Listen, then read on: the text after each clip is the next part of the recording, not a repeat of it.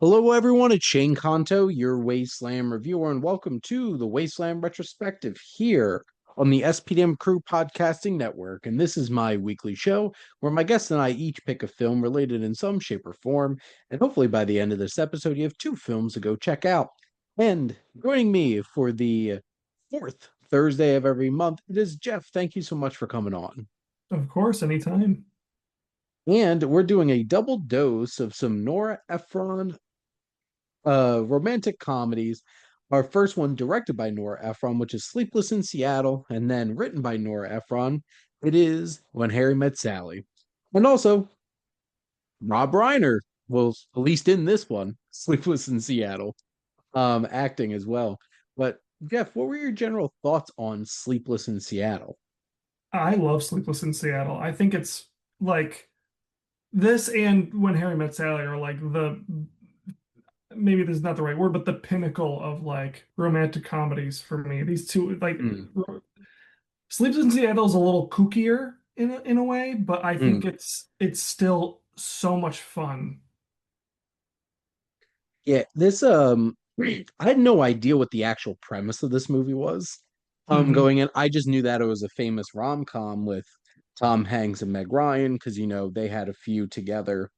And like I had no idea this was about a recently widowed man's son calls a radio talk show and in an attempt to find his father a wife. Um, So you it's hadn't like seen this movie before, right? correct. So I Oh. hadn't seen this one. And so going in, like I knew Tom Hanks and Meg Ryan were in it, and both of them were very charismatic. I think I think Meg Ryan really found her like sweet spot making films with Nora Ephron, Hmm. whether directing or writing. And Tom Hanks here is just like endlessly charming and charismatic. And also like the moment where he gets awkwardly stuck on the phone for this radio talk show and just the way that he just opens up is so meaningful and endearing. And it's just like, of course, a bunch of women are going to fall in love with this man and want him to be their husband. Well, he's just so even when he's being like sarcastic and witty, he's being so endearing because he's just like that's just who Tom Hanks like is and was at that time. He was just Yeah. so electric, whether he was being the heartfelt sweet guy or just like the smart assy kind of joke slinger where he's like, I'm gonna take my kid's radio away the moment we're done with this call, Like no matter what he's doing in this movie, he's so electric and fun. Oh no, like he has so many great lines throughout this film Hmm. and just the way that he engages with the world and people around him. Yeah, even when he's being like a little snarky and stuff like that, he's still really nice and charming. And this is crazy because this came out the same year he won his first Oscar for Philadelphia. So Hmm. like very different vibes, obviously, in terms of performance. But like here, he's great, and like Nick Ryan is so charming.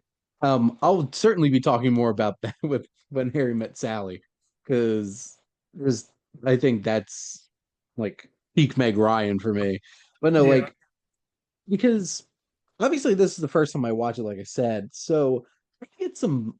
I think the buy-in on the premise was a little bit challenging for me for a bit because I'm like, by the end of the movie, you're supposed to be like, okay, they should be together.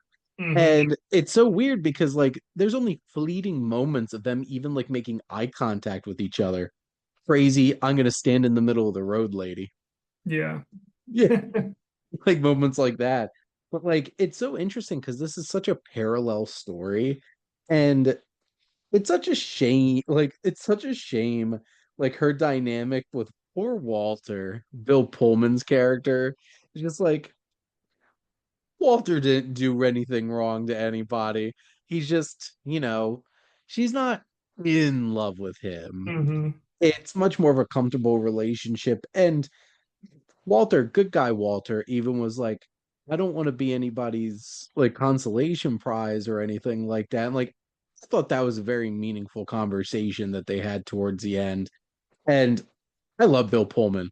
Um, he obviously doesn't pop up in a lot anymore. Like just having him pop up in anything is nice and charming. Can't wait for him to be Lone Star again. Uh Hmm. in Spaceballs too. Wild. Um, but you even have like some interesting supporting turns. Like I saw Victor Garber pop up here. Reed Wilson's in Oh this. yeah. Really love, honestly, really loved Rob Reiner. This movie. He had some of like the weirdest gags and jokes and stuff like that in this movie. Yeah. But like I just love his comedic timing and his approach to delivering jokes and stuff like that. I just, I rewatched Spinal Tap and then saw Spinal Tap 2.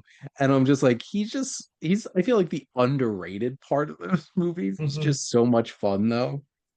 But there's just a lot of, and like Rosie O'Donnell's in here. There's just a Stanley lot of, Pierce. yeah, which is like really fun in this movie was great too. That's a fun thing. Like I didn't expect us to have so many great like little supporting characters that are a lot of fun too. I Right. think they brought a lot of personality to the film for sure. I'm trying to think how I just like specifically describe it, but like Nora Ephron has a very specific like I know there's music that's adult contemporary, but like if I had to describe a movie that like a vibe of movies that's adult contemporary, this is what I would describe. It's like there's something very sleek and mature about it, and it just looks very like urban Hmm. in terms of that way and stuff like that. I got the same vibe from You've Got Mail. Yeah. That kind of feel to it, and I guess that's Nora Ephron's vibe Yeah, that in terms is. of That's definitely directing. just her vibe. And on that topic of being like more mature, like you even see that with the kids in this movie, like with the Mm. with Tom Hanks's son, and then like the his little like friend that's a girl that shows up later Yes, in the film. Like they both like, especially her, she just acts so like mature, even though she's a child.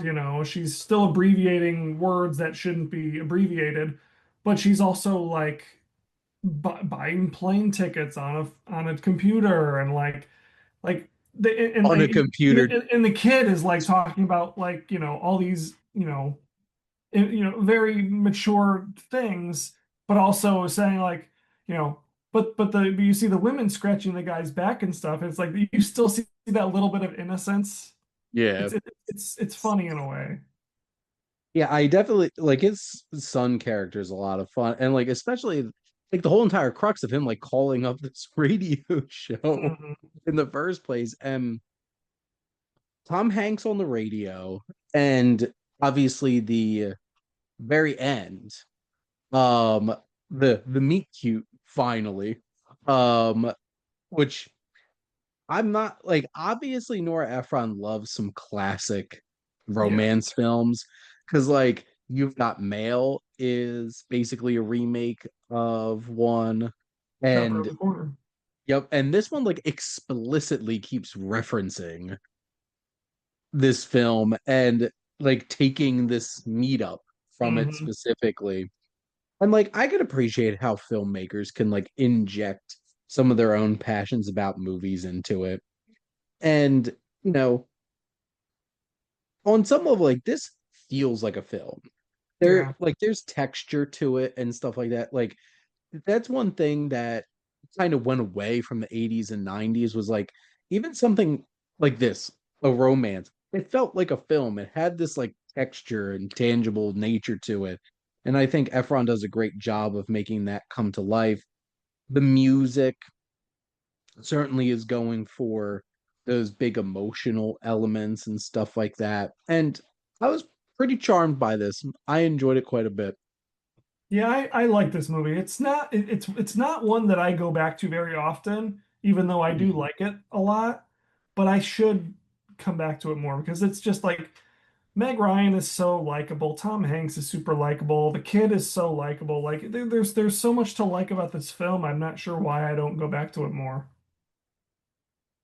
It's very interesting because like I'm generally not the type of person to go back to like a ton of romances and stuff like that very Hmm. often. It's not usually the kinds of films, but like I've been snake bitten by When Harry Met Sally because I'm pretty sure I've watched that like 4 times in the past like 3 years.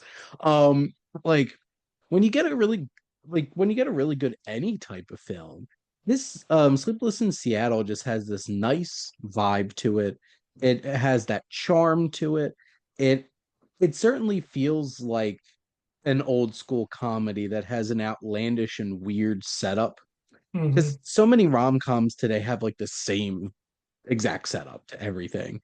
This is like guy's son calls up a radio show and then he gets stuck on the phone and then every woman falls in love with him, including this woman across the country who is slowly like being becoming disenfranchised in her own relationship and wants to meet him and be with him. And it's just like you don't get that kind of uh plot in a whole lot of romance films. And Hmm. this feels, I feel like Nora Ephron does such a great job of making it feel authentic and meaningful and not like weird and crazy and creepy and stuff like that. So Yeah. I think it works in that way for sure. Yeah, I think so. I think that's a good observation about this. But I guess, Jeff, do you have anything else that you wanted to add on about Sleepless in Seattle? No, I like this movie a lot. I'm always going to. I think it's one of Nora Ephron's best, if not her best. There you go. I I guess I've only seen 2 films that she's directed. I think this and Got Mail. Yeah, because like the thing is, I know like all of her films. I know what they are. It's just I really haven't watched them. Like I'm aware of Michael and Mixed Nuts and Hmm. Bewitched and Julie and Julia. I just haven't watched them up to this point. Yeah. But her other film is written by Nora Ephron and directed by Rob Reiner during his incredible streak of amazing films throughout the 80s into the 90s. It is When Harry Met Sally. And this is some tight 95 minutes of just perfection. Um but just throwing that out there. But Jeff, what are your general thoughts on When Harry Met Sally? Well, talk about a movie you could go back to and rewatch. I mean, this movie is just fun every single time. Yeah. I love this movie. I've been watching this movie since I was probably like early high school. That's when Mhm. I kind of discovered this movie. And just Billy Crystal is just the king in this movie. He's so good at everything he's doing. I love it. And Meg Ryan, she's quirky and she's weird and she's the perfect foil to Billy Crystal, even though they end up liking each other and at least Mhm. tolerating each other for most of the movie and becoming friends. But this movie is just so much fun. I love it.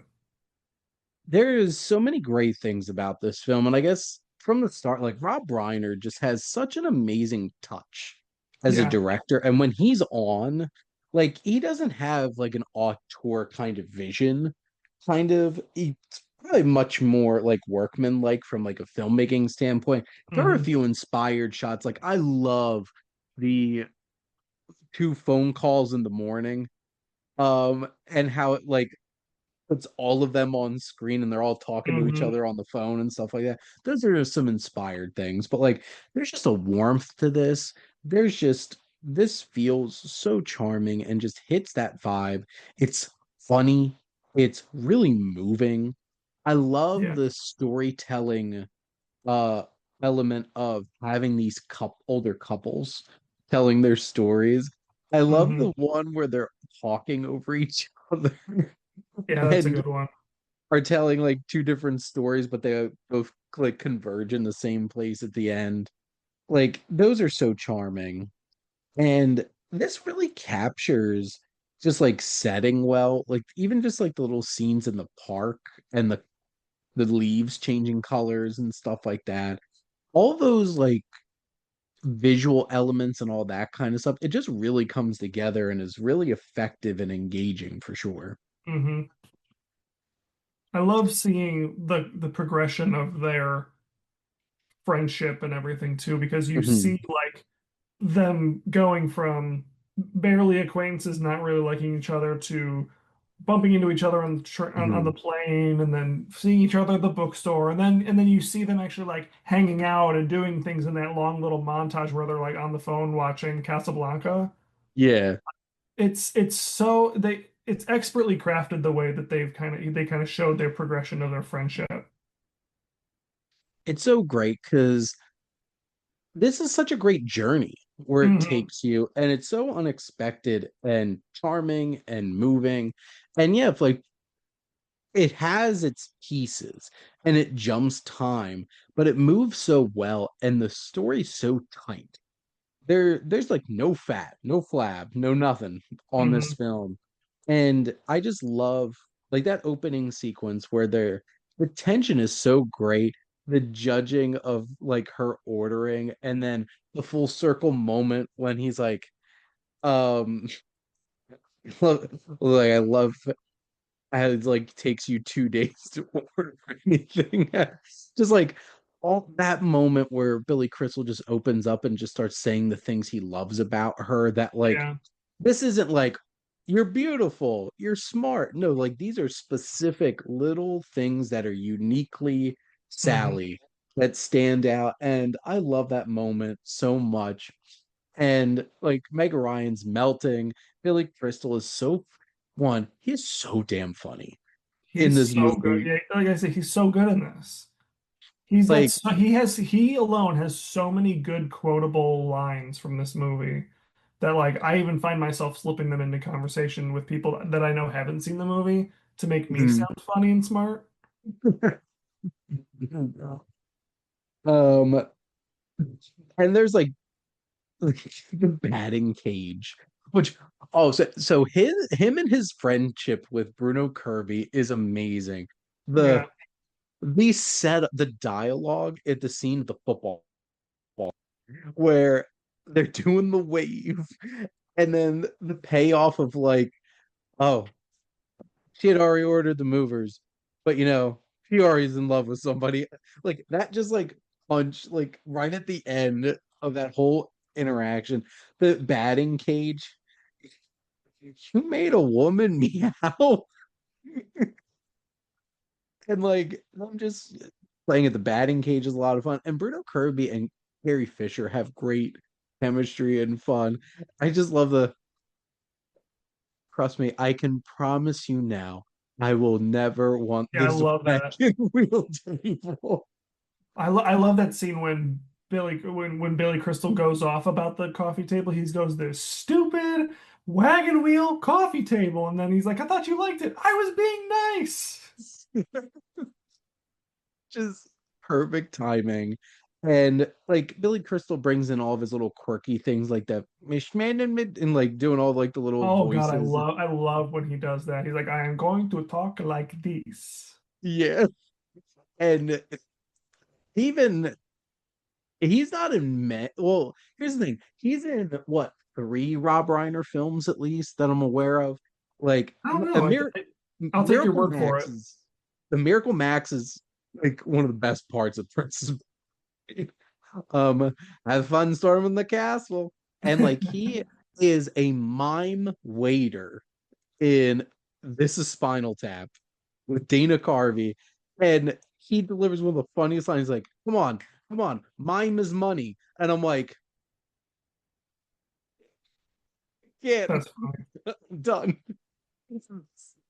Great. he I've loved Billy Crystal since I watched Monsters Inc. as a kid, and as Mike Wazowski, and he is just so charismatic and so fun. And this film has so much depth, though. I just love how this film navigates. It really navigates and reckons with like, can men and women be fun without sex getting in the way? Hmm. And there's a lot of meaningful conversations, there's a lot of perspective, and all of those things that really come together in this film. Like, this film should not work at 95 minutes where it feels so rich Hmm. thematically and have so many great hilarious moments. God, Rob Reiner, was on a something special in the 80s for sure. And then of course, the whole entire faking an orgasm scene and one of the best payoffs of a joke ever where it's very obviously Rob Reiner's mom because they look exactly alike. She's like, I'll have what she's having. Just it's Honestly, like, perfect. I mean, that scene is so popular and so famous, but it's not even my favorite scene in the movie, if I'm being honest. Like, Like, so many, like, this movie's so good that there's so many other scenes that I think mm, are like some of the best scenes. Like, mm, one of my favorite scenes is like the coffee table scene, and one of my other favorite scenes is when like they're in Harry's apartment and they're moving like the rug around, and he's talking about that the girl he went on the date with to the Ethiopian restaurant. And then even the football, like where they're at the football game. I remember in college, I had to direct in film school, I had to direct a scene where like I like two people from my class had to like be actors, and I picked that scene to be the thing that they reenact. nice. And so I'm like, because That's it was one of my, fantastic. it had to be with two men. And so I was like, okay, well, like, I'll use this scene because that movie was so fresh in my head. I'm like, let's use it. I think there's so many, like, that's the best part about this movie is that there's so many scenes that can be like crowned as like the best scene of the movie. Yeah. Oh, the even like the super awkward double date that ends with Carrie Fisher Yeah. and Bruno Kirby like running into the taxi cab. Um, I had a bit of a I always have a bit of a moment watching this film because like at the dinner it's like, oh, Harry Harry's from New Jersey. It's like, oh, where are you from? It's like Oh, East yeah. Orange. I'm like, oh, Haddonfield. I grew up in Haddon Township, the town next to Haddonfield. So like I have that little moment anytime that scene happens, and I'm just like Haddonfield because they're the rich town next to my hometown. So like I'm like Timmy Turner's dad being like Tinkleberg. Yeah. It's like just having those little personal moments. I'm like, somebody said Haddonfield, what? But it just this is such a perfectly written film. It's so funny, it's so moving, and I really do melt in that moment where he professes his love to her at New Year's, and like Meg Ryan is like beautiful crying, and just they just have this like perfect moment with each other, and it's just like good for you, Billy Crystal. Yeah. He has the charisma. It really works for sure. I guess Jeff, do you have anything else that you wanted to mention about When Harry Met Sally? No, I think it's like a near perfect film for me. I've got nothing else to say about it that we haven't already said. Agreed. You should all go check it out if you haven't watched it. Go watch it 4 times in the next like year. You won't get sick of it. I'm really tempted to keep picking this as because like my wife and I do a double feature on for Valentine's. We each pick a movie. Hmm. I'm so tempted to keep picking this one. Princess Bride had been my first two, and then I've been trying to shake it up, but you know what? I'm definitely leaning to this, 5 months out. We'll see if that sticks. But Jeff, thank you as always for coming on and chatting movies with me. Of course, anytime. And Jeff will return, like at the end of Avengers movie. We have an interesting double feature we're gonna do next time. Um, we're going to be doing a double dose of 80s music biopics. We're going to do Amadeus and Coal Miner's Daughter. Not very much alike in any other way. And next week, my wife Jess and I are going to be doing a double dose of some old Vincent Price films with House on Haunted Hill and House of Usher. So that'll be some fun kicking off spooky season for October for sure. But thank all of you for listening. Make sure to like, comment, and share on this episode. What's your favorite rom-com? What's your favorite Rob Reiner movie too? I think that's a fun little prompt because he had so many great ones there in the 80s and early first half of the 90s for sure. And make sure to follow or subscribe wherever you listen to your podcast. The SPD and Crew Podcasting Network is ever expanding. So if you want to be part of the crew with being a guest on one of these shows or starting your own podcast, reach out to us on our website. And there's so many great shows you could listen to with all different types of interests. And if you like our logo, check out High Flyer Creative for all your digital marketing needs. But most importantly, thank you as always for tuning in and supporting the Wasteland Retrospective here on the SPM Crew Podcasting Network.